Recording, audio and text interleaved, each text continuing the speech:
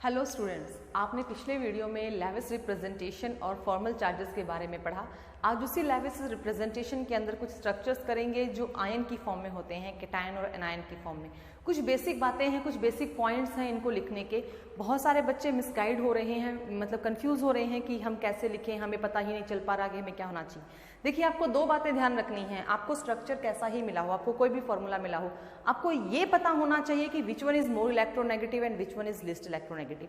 यानी इलेक्ट्रोनेगेटिविटी वाली प्रॉपर्टी को एक बार रिमेम्बराइज करेंगे और जो एलिमेंट आपको दिख रहे हैं उस कंपाउंड या उस मॉलिक्यूल में, तो उनको पीरियोडिक टेबल में कहाँ अरेंज कर रहे हैं ये अपने दिमाग में बनाना है। आपको यहाँ पे ड्रॉ नहीं करना है, अपनी नोटबुक में लिखना नहीं है, बस आपको माइंड में एक सेट करना है कि which one is list electronegative. ठीक है, याद रखिएगा, जो उस मॉलिक्यूल में जो सबसे कम इलेक्ट्रोनेगेटिव होगा वही सेंटर में जाएगा।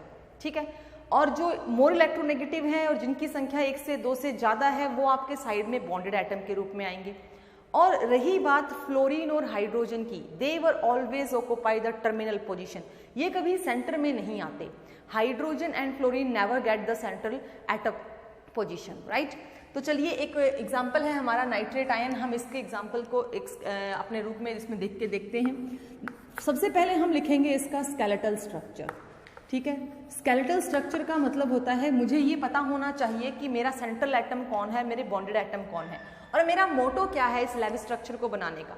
मेरा मोटो है इसके ऑक्टेट को कंप्लीट करके दिखाना। अगर मैं इसके ऑक्टेट को कंप्लीट करके नहीं दिखा पा रही हूँ, इसका मतलब I am fail to forming the Lewis structure.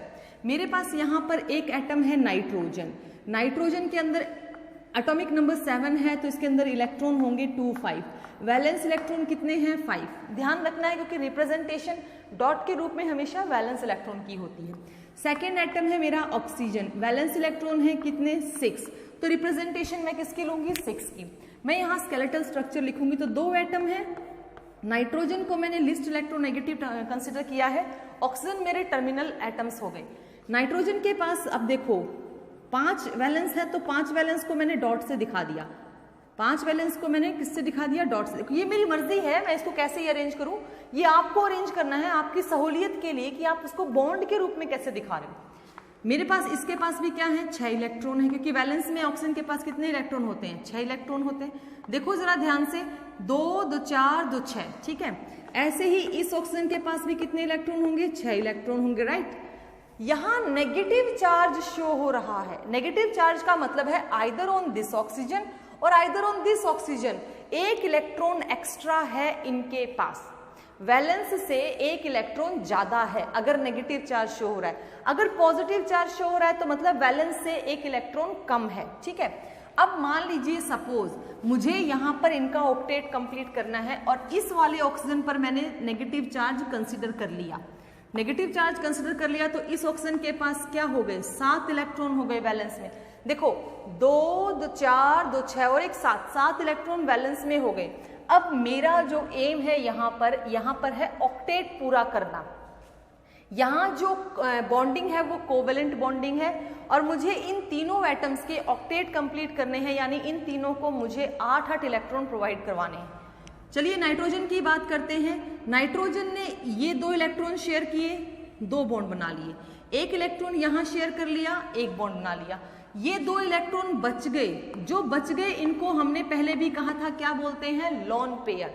और जो बॉन्ड बने हैं इनको क्या बोलते हैं? Bond pair. ध्यान रखिएगा, इन एब्रिविएशंस को मैं लिख रही हूं, दैट इज लोन पेयर। ठीक है, यानी आप इसको बोल सकते हो अनबॉन्डेड इलेक्ट्रॉन, अनबॉन्डेड इलेक्ट्रॉन्स। ठीक है, जो बॉन्डिंग में पार्टिसिपेट नहीं कर रहे, बॉन्ड पेयर। इसको आप बोल सकते हो bond pair, bonded pair of electron. ये बॉन्डेड है यानी जिन्होंने बॉन्ड बना लिया, बॉन्डेड पेयर ऑफ इलेक्ट्रॉन्स। ठीक है, तो हमारे पास कितने बॉन्ड पेयर बन रहे हैं और कितने लोन पेयर बन रहे हैं और किस किस के पास लोन पेयर हैं? ऑक्सीजन के पास भी लोन पेयर्स रह गए, ये ऑक्सीजन के लोन पेयर्स हैं। देखिएगा जिनको मैंने राउंड किया है वो सारे लोन पेयर्स हैं। लोन पेयर है, लोन पेयर है, ये भी लोन पेयर है, ये भी लोन पेयर, यानी जिन्होंने बॉन्डिंग में पार्टिसिपेट नहीं किया। अब बारी आती है क्या सब अपना अपना ऑक्टेट कंप्लीट कर रहे हैं? यानी सबके पास अपने वैलेंस इलेक्ट्रॉन है। क्या सबके पास अपने 8 इलेक्ट्रॉन है?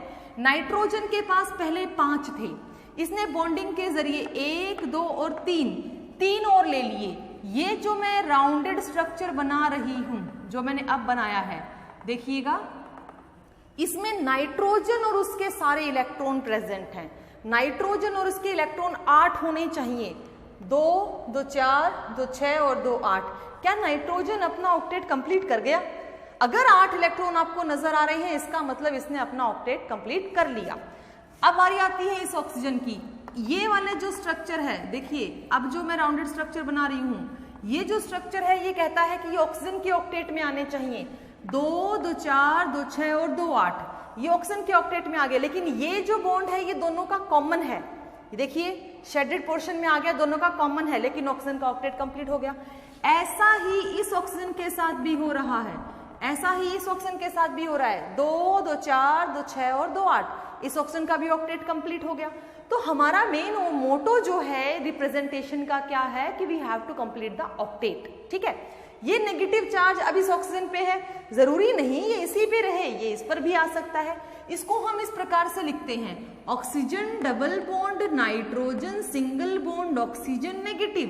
ठीक है, यानी कि इस ऑक्सीजन के पास नेगेटिव चार्ज है। इसको हम ऐसे भी तो लिख सकते हैं, oxygen single bond nitrogen double bond oxygen negative. अब इसका मतलब इसके पास नेगेटिव है। ये दोनों स्ट्रक्चर जो हैं ये साइमल्टेनियसली हैं और इनको बेटा रेजोनेटिंग स्ट्रक्चर कहते हैं। ये हम लेटरली डिस्कस करेंगे इसी चैप्टर में, रेजोनेटिंग स्ट्रक्चर्स। ठीक है, तो आयन कैटायन जो भी हैं, एनायन है, इनकी फॉर्म में अगर आप किसी स्ट्रक्चर की लेविस रिप्रेजेंटेशन कर रहे हो तो सबसे पहले तो आपको क्या ध्यान रखना है, वैलेंस इलेक्ट्रॉन्स। वैलेंस इलेक्ट्रॉन्स की रिप्रेजेंटेशन एटम के अकॉर्डिंग डॉट की फॉर्म में करनी है। दूसरा आपको क्या ध्यान रखना है, आपको ये ध्यान रखना है कि वो सेंट्रल एटम जो है वो अपने ऑक्टेट का जो है अपना ऑक्टेट कंप्लीट कर रहा होगा। चलिए बेटा, अब तक हम ये कह रहे थे कि किसी भी कंपाउंड का स्ट्रक्चर बनाने का मकसद क्या है, ऑक्टेट कंप्लीट करना। लेकिन कई बार ऐसा होता है, बहुत सारे ऐसे कंपाउंड बन जाते हैं जो ऑक्टेट रूल को ओबे नहीं कर रहे होते। तो कुछ एक ऐसे लिमिटेशन और कुछ एक ऐसे एक्सेप्शंस देख रहे हैं जो कंपाउंड बनाते हैं लेकिन ऑक्टेट उनका कंप्लीट नहीं होता। कंप्लीट होता है तो वो ओबे नहीं करते, एक्चुअल में ऑक्टेट रूल को ओबे नहीं करते। सबसे पहला पॉइंट है हमारा formation of compounds involving hydrogen. Hydrogen के साथ कोई भी कंपाउंड जो बनेगा वो ऑक्टेट को कंप्लीट नहीं करता, वो हमेशा डबलेट को कंप्लीट करता है, क्योंकि हाइड्रोजन के वैलेंस में एक ही इलेक्ट्रॉन है, ये 8 इलेक्ट्रॉन की गैदरिंग कर ही नहीं पाएगा, तो हाइड्रोजन हमेशा डबलेट कंप्लीट करता है। ठीक है, तो ये भी एक लिमिटेशन है कि हम हर बार ये नहीं कह सकते कि we just have to complete octet. The second one, formation of compounds like BeCl2, BaCl2 and AlCl3 like this. Because the beryllium जो एलिमेंट है एटॉमिक नंबर 4, 2 और 2, इसके लास्ट में क्या है, 2 electron. So it is very difficult to gain the 6 electron, it is very easy to donate the 2 electron. तो ये भी अपना डबलेट ही पूरा करते हैं। देखिए कंपाउंड बन रहा है बेरिलियम, BeCl, इसके जो 2 इलेक्ट्रॉन शेयर हुए हैं वो एक्चुअल में कंप्लीट ट्रांसफर से बने हैं। So such type of compounds are ionic compound. लेकिन ये कैसे बने हैं, क्यों बने हैं, इनका सेंट्रल एटम तो अभी ऑक्टेट कंप्लीट नहीं कर रहा। अगर ये शेयरिंग भी करते हैं तो क्लोरीन तो ऑक्टेट कंप्लीट कर ले रहा है, लेकिन क्या बेरिलियम, क्या बेरियम, क्या एल्यूमिनियम अपना ऑक्टेट कंप्लीट कर पा रहे हैं? नहीं। तो ये भी ऑक्टेट रूल को ओबे नहीं कर रहा, क्योंकि अगर इसके वैलेंस की बात करें तो इसके वैलेंस में 2 ही इलेक्ट्रॉन हैं और 2 और 2 4, अब इसके पास हो गए 4, तो ऑक्टेट के लिए 8 इलेक्ट्रॉन चाहिए जो कि अभी भी फुलफिल नहीं हुए। ऐसे ही एल्यूमिनियम जब स्ट्रक्चर बनाएगा तो इसके सेंट्रल एटम के पास सिर्फ 6 ही इलेक्ट्रॉन बनेंगे, 3 खुद के और 3 बॉन्डेड एटम के, तो शेयरिंग करेगा, 6 ही इलेक्ट्रॉन बने, अभी भी हमारे पास 2 इलेक्ट्रॉन की कमी है। ऐसे मॉलिक्यूल्स को, ऐसे कंपाउंड्स को डेफिशिएंट कंपाउंड या मॉलिक्यूल कहा जाता है। ध्यान रखिएगा, डेफिशिएंट यानी कि कमी है। सेंट्रल एटम जो है उसके पास वैलेंस इलेक्ट्रॉन्स में ऑक्टेट पूरा करने की कमी है, इसलिए ये ऑक्टेट रूल को ओबे नहीं करते और इनको डेफिशिएंट मॉलिक्यूल्स कहा जाता है। थर्ड पॉइंट कहता है compounds like PCl5, SF6, HClO4, H2SO4, central atom जितने भी इनके हैं ये सब के सब ऑक्टेट तो पूरा करते हैं, साथ के साथ 8 इलेक्ट्रॉन से ज्यादा इलेक्ट्रॉन इनके सेंटर में आ जाते हैं। कैसे आते हैं? देखिए SF6 हमारे पास सल्फर के वैलेंस में भी कितने इलेक्ट्रॉन होंगे बेटा? 6 वैलेंस इलेक्ट्रॉन है। और हम फ्लोरीन भी कितने ले रहे हैं? 6 वैलेंस फ्लोरीन ले रहे हैं। हर एक फ्लोरीन अपना ऑक्टेट एक एक इलेक्ट्रॉन लेके पूरा करेगा। तो सल्फर के पास 6 इलेक्ट्रॉन तो खुद के और 6 इलेक्ट्रॉन फ्लोरीन के, टोटल कितने इलेक्ट्रॉन हो गए? 12, जो कि ऑक्टेट से बहुत ज्यादा है। ठीक है, अब 6 इलेक्ट्रॉन सल्फर के खुद के हैं और 6 फ्लोरीन यहाँ हो गए, तो बॉन्ड बनाने के लिए कितने बॉन्डेड इलेक्ट्रॉन बन गए?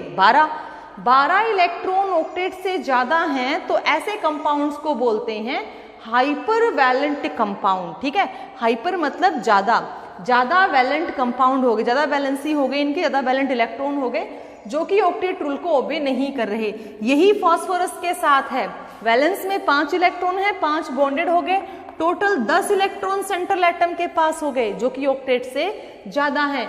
यही हाल सल्फर के साथ है, यही हाल क्लोरीन के साथ। क्लोरीन के पास खुद के साथ हैं, 4 इसके बनाएगा, 1 इसके बनाएगा, हाइपर वैलेंट कंपाउंड हो गया। इन सब के स्ट्रक्चर्स हम आने वाले टॉपिक्स में डिटेल में करेंगे। Formation of compounds of noble gases. देखिए बेटा, जिनॉन और क्रिप्टॉन 2 ऐसी नोबल गैसेस हैं जो कुछ कंपाउंड फॉर्मेशन करती हैं। हालांकि हमारे दिमाग में अब तक यही बात चल रही थी कि जिनका ऑक्टेट ऑलरेडी कंप्लीट है तो क्या वो किसी के साथ जुड़ना पसंद करेंगे, लेकिन बेटा ऑक्टेट कंप्लीट होते हुए भी ये ऑक्सीजन और फ्लोरीन, देखिए फ्लोरीन और ऑक्सीजन के साथ ही मेनली कंपाउंड बनाती। इसका कारण हो सकता है, यहाँ पर एक क्वेश्चन आ सकता है, मैं यहाँ नहीं लिखवा रही लेकिन आप लोगों को वो लिखना है। क्वेश्चन ये बनता है कि why the noble gases xenon and krypton mainly forms the compound with fluorine and oxygen. ज्यादातर जिनोन और क्रिप्टॉन ऑक्सीजन और फ्लोरीन से ही कंपाउंड क्यों बनाती हैं? तो इसके आंसर में हम लिखेंगे because they have the comparable ionization energy, क्योंकि इनकी जो आयोनाइजेशन एनर्जी है वो बिल्कुल एक जैसी है, एक समान है, कंपेरेबल है।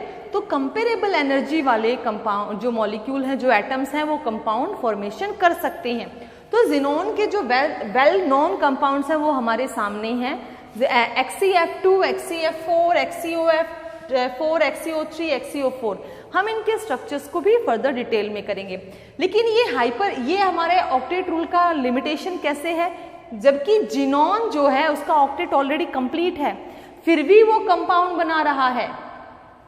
ठीक है, 8 इलेक्ट्रॉन से ज्यादा वैलेंस इलेक्ट्रॉन हो गए, फिर भी वो कंपाउंड बना रहा है। तो ऐसी कंडीशन में नोबल गैसेस भी कंपाउंड बनाती हैं, तो that is also the limitation of octet. Octet rule को ये भी क्या कर रहे हैं? वायलेटेड कर रहे हैं।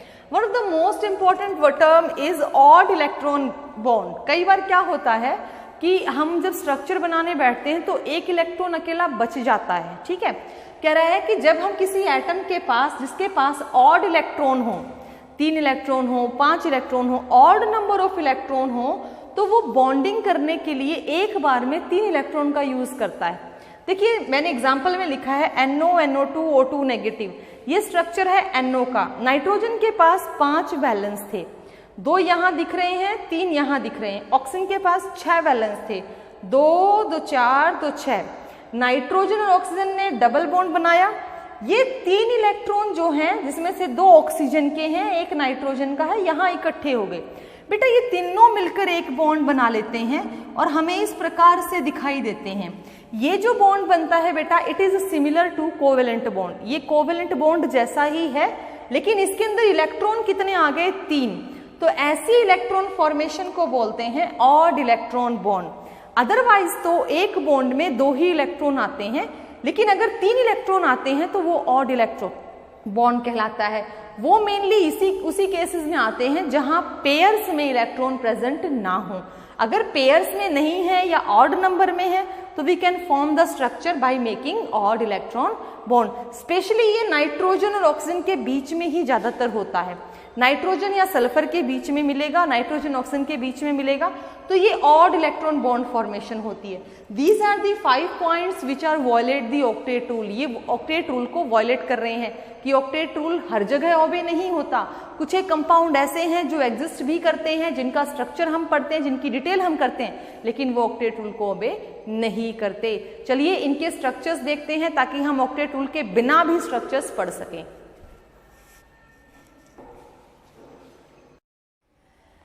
चलिए बेटा नेक्स्ट टॉपिक देखते हैं। हमने question how do atom combine में 3 टाइप की प्रोसेस पढ़ी थी कि एटम्स जुड़ते कैसे हैं। हमारा पहला टाइप वहां पर था आयोनिक कंपाउंड्स, आयोनिक बॉन्डिंग, ठीक है, electrovalent bonding, ionic bonding, electrovalency वहां की। सेकेंड टाइप हमारी थी कोवेलेंट बॉन्डिंग, कोवेलेंसी, और सेकेंड टाइप का ही एक टाइप था कोऑर्डिनेट बॉन्ड, ठीक है। ये हमने इसलिए पढ़ा था कि एटम्स जुड़ते क्यों हैं, हाउ दे कंबाइन, जुड़ते कैसे हैं। पहले हमने किया व्हाई डू एटम्स कंबाइन, तो हमने कहा ऑक्टेट कंप्लीट करने के लिए, स्टेबिलिटी एक्वायर करने के लिए, एनर्जी को कम करने के लिए। फिर हमने देखा कि उनको जोड़ा कैसे जाए, तो उस जोड़ने की प्रोसेस में हम पहले टर्म पे आते हैं, that is ionic compound. It is the bond formed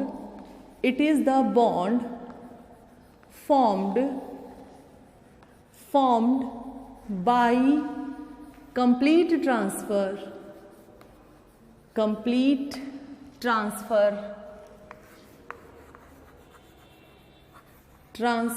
of electrons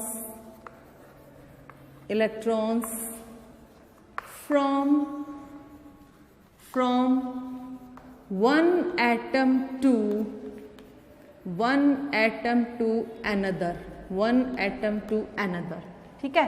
एक एटम से दूसरे एटम के पास अगर इसका ट्रांसफर किया जाता है तो हम उस बॉन्ड को आयोनिक बॉन्ड कहते हैं। That bond is called ionic bond, right. Ionic bond बनाने वाले इलेक्ट्रॉन्स को कहते हैं electrovalency. We have just remember very earlier. For example, हम इसके एग्जाम्पल देखते हैं। फॉर्मेशन ऑफ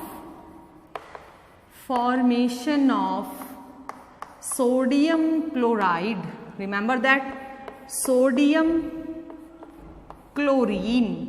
सोडियम और क्लोरीन से इलेक्ट्रॉन का ट्रांसफर शो करना है। देखिएगा इलेक्ट्रोवैलेंट एटम 281, यानी कि इसके पास डॉट में 1, 287, यानी इसके पास 1 2 3 4 5 6 7। अब हमें क्या करना है, इसको भी अपना ऑक्टेट कंप्लीट करना है, इसको भी ऑक्टेट कंप्लीट करना है। ये अपने इलेक्ट्रॉन का कंप्लीट ट्रांसफर कर देगा इसको। जैसे ही इलेक्ट्रॉन का कंप्लीट ट्रांसफर करता है हमारे पास क्या आएगा, सोडियम पॉजिटिव, और इसकी कॉन्फ़िगरेशन क्या होगी 2,8। हमारे पास क्या आएगा, क्लोरीन नेगेटिव, कॉन्फ़िगरेशन क्या होगी 2,8,8। Now we got both ions, cation and anion, right. और हम इसको कैसे लिखेंगे, आयोनिक कंपाउंड NaCl। बेटा this is not a molecule, remember that ions are the constituent particle in such type of compounds. So these are ionic compounds, clear? Ionic compounds. यहां से एक और चीज आपको ध्यान रखनी है बेटा, कोऑर्डिनेशन नंबर क्या होता है बेटा? कोऑर्डिनेशन नंबर होता है कि अगर हम किसी आयोनिक कंपाउंड का क्रिस्टल बना रहे हैं तो क्रिस्टल के अंदर ये कैसे रहेंगे। देखिए क्रिस्टल का मतलब होता है कि मान लीजिए एक कमरा है, एक रूम है, एक क्यूबॉइड है आपके पास, और आपने क्यूबॉइड में रूम में, जैसे ये मैंने एक रूम बना दिया, ये आपका एक रूम है, ठीक है, एक क्यूब है, एक क्यूबॉइड है, it have 8 corner.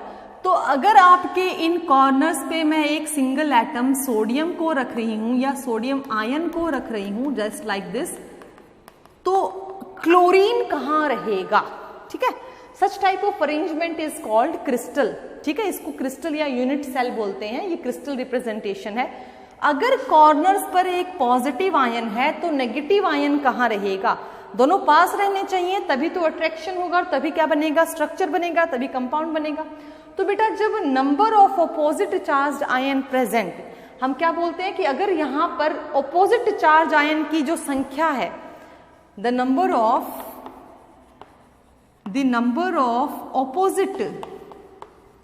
opposite charged ions present, that is called coordination number। यानी ऑपोजिट चार्ज आयन की संख्या काउंट करनी है। अगर मैं सोडियम के चारों तरफ क्लोरीन की काउंट करूं तो वो सोडियम का कोऑर्डिनेशन नंबर है। अगर मैं क्लोरीन के चारों तरफ सोडियम को काउंट करूं तो वो क्लोरीन का कोऑर्डिनेशन नंबर है। दैट इज NaCl में कोऑर्डिनेशन नंबर होगा 6 ये एक रॉक सॉल्ट है, इसको बोलते हैं रॉक सॉल्ट टाइप स्ट्रक्चर। ठीक है बेटा, ये आप ना 5th यूनिट में डिटेल में करेंगे कि क्या होता है। ऐसे ही एक एग्जांपल है बेटा zinc blende, that is called zinc blende. इसका कोऑर्डिनेशन नंबर होता है बेटा 4:6, Zn2 पॉजिटिव S2 नेगेटिव। यहाँ पर दो इलेक्ट्रॉन 2 आयन होते हैं, 2 नेगेटिव 2 पॉजिटिव, तो रेशियो 4:6, यानी कि कोऑर्डिनेशन नंबर 4 और 6 है। यहाँ कोऑर्डिनेशन नंबर क्या है 6 और 6 है। तो कोऑर्डिनेशन नंबर क्या होता है, अगर मैं पॉजिटिव चार्ज हूं तो मेरे चारों तरफ कितने नेगेटिव चार्ज हैं, वो जो गिनूंगी ना, जो नंबर काउंट करूंगी, वो मेरा कोऑर्डिनेशन नंबर है।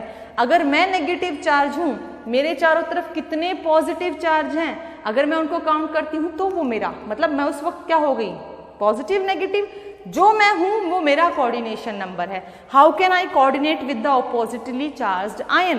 किसी स्ट्रक्चर में कोई एक सिंगल आयन दूसरे से कैसे कोऑर्डिनेट कर रहा है, ये किन में पॉसिबल है, ये आयनिक कंपाउंड में ही पॉसिबल है।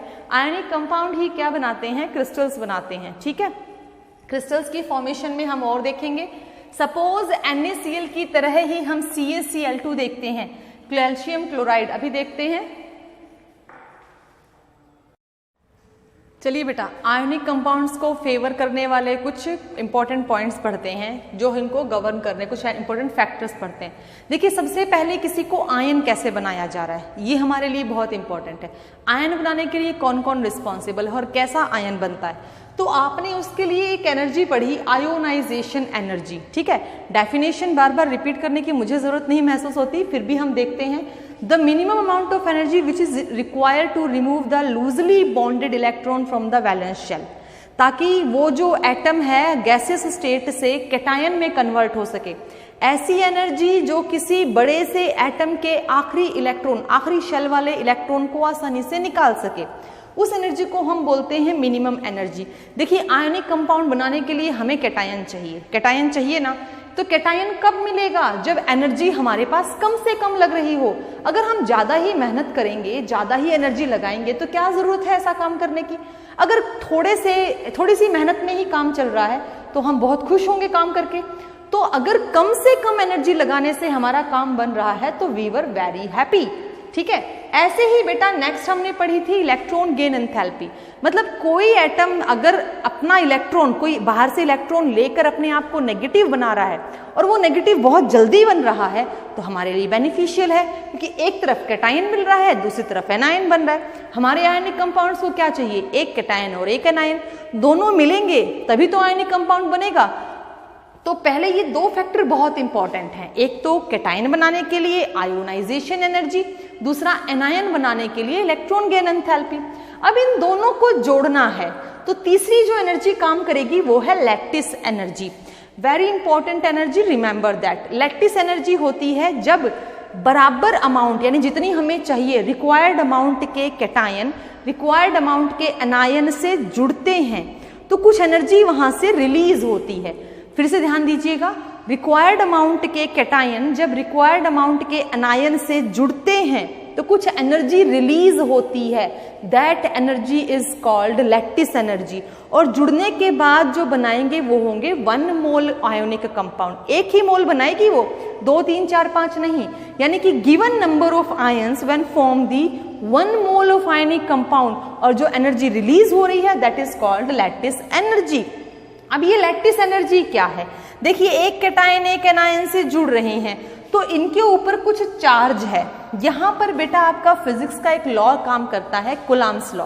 कूलॉम्स लॉ कहता है कि जब अपोजिटली चार्ज पार्टिकल्स के ऊपर चार्ज का जो मैग्नीट्यूड है वो जितना ज़्यादा होगा, मैग्नीट्यूड का मतलब है कि पॉजिटिव और नेगेटिव चार्ज की वैल्यू अगर ज़्यादा हो रही है तो फोर्स ऑफ अट्रैक्शन भी ज़्यादा होना चाहिए।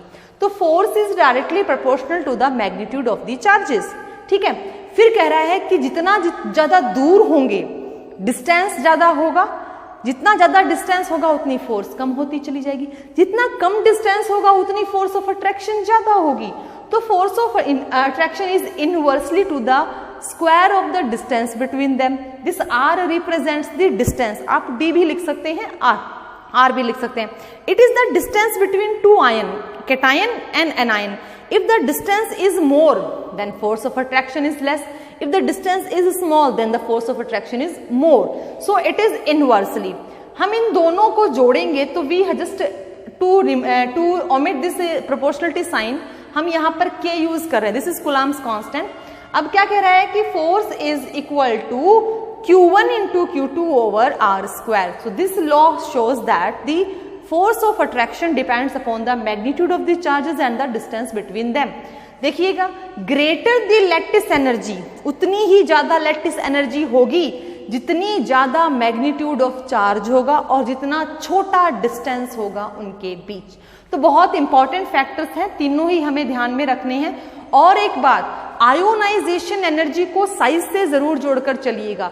जैसे जैसे एटम का साइज बड़ा रहता है आयोनाइजेशन एनर्जी उतनी ही कम रहती है, लेकिन अगर साइज छोटा होता चला जाता है तो आयोनिक कंपाउंड जल्दी से नहीं बनते। इसीलिए हमारे पीरियोडिक टेबल में जो हमारे राइट हैंड साइड होते हैं वो आयोनिक कंपाउंड बनाते हैं, और जैसे जैसे हम लेफ्ट में जा रहे हैं आयोनिक कंपाउंड फॉर्मेशन घट रही है, क्योंकि कौन सी एनर्जी इंक्रीज हो जाती है वहां पर? Ionization energy. और वहां पर इलेक्ट्रॉन गेन एंथैल्पी क्या रहेगी? More negative. तो कैटायन बनना भी आसान है और एनायन बनना भी आसान है, दोनों का बनना ही जरूरी है, तभी दोनों मिलकर क्या बनाएंगे? Ionic compound. बेटा एक राइट से आता है एक लेफ्ट से आता है, तभी जाकर आयोनिक कंपाउंड बनते हैं। ऐसा नहीं है कि दोनों ही राइट के हैं और ऐसा नहीं है कि दोनों ही लेफ्ट के हैं, ये आयोनिक कंपाउंड की फॉर्मेशन नहीं होती। तो दोनों ही अपनी अपनी साइड से अपनी अपनी एनर्जी यूज करके जब आएंगे तो दोनों के जुड़ते वक्त, दोनों के जुड़ने के समय में जो एनर्जी रिलीज होगी दैट इज लैटिस एनर्जी, और लैटिस एनर्जी डिपेंड करती है magnitude of charge and the distance between the ions, right? So these factors are very important. Later on we discuss about the VSEPR theory. Now write this.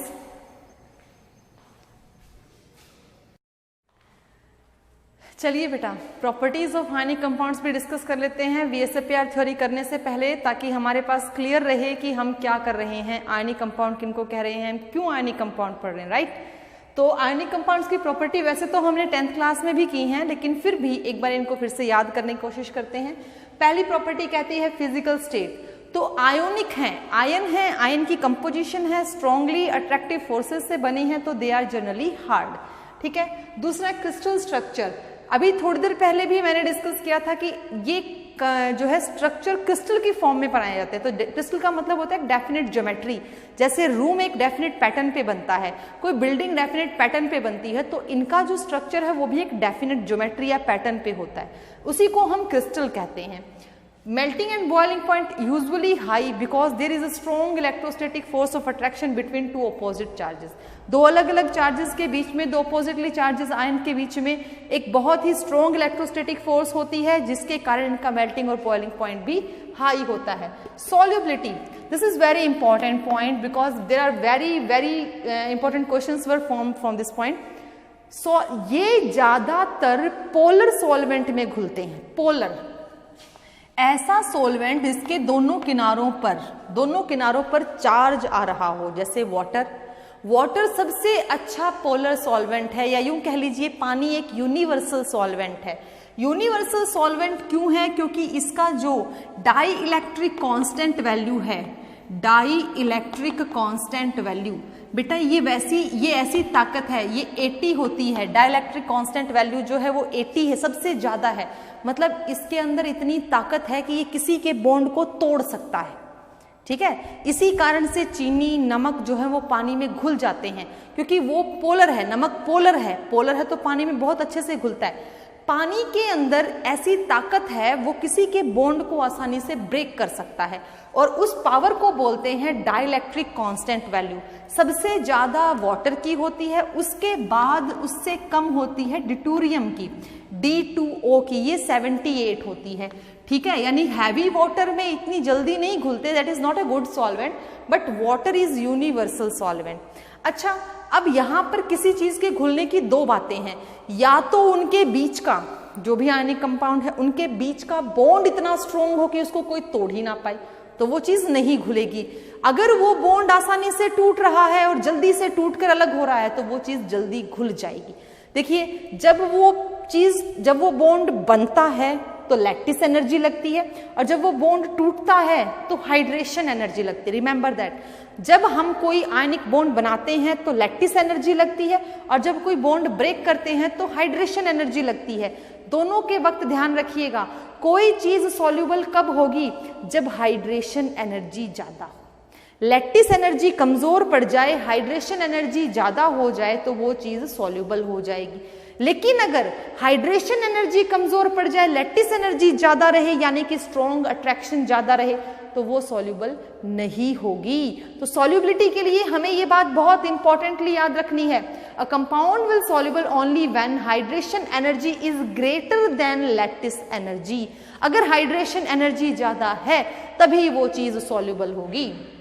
Conductivity, ionic compounds generally solid state में तो conduction करते नहीं, क्योंकि उनके पास electron move करने का space ही नहीं है, वो बाउंड होते हैं, ठीक है। लेकिन जैसे ही हम उनका एक्वस सॉल्यूशन बनाते हैं या हम उनको मेल्ट करते हैं, मोल्टन कंडीशन में लाते हैं, तो they just being a good conductor, very good conductor.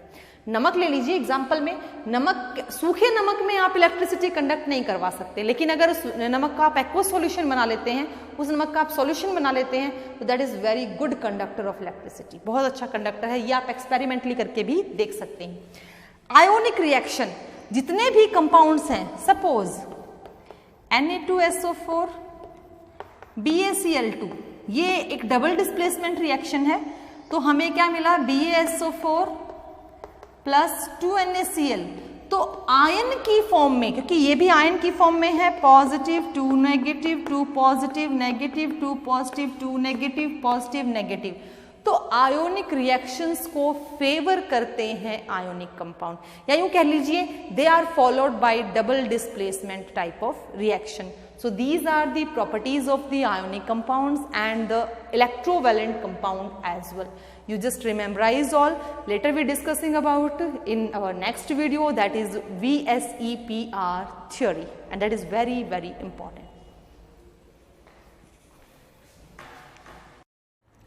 Let me take the another example, that is formation of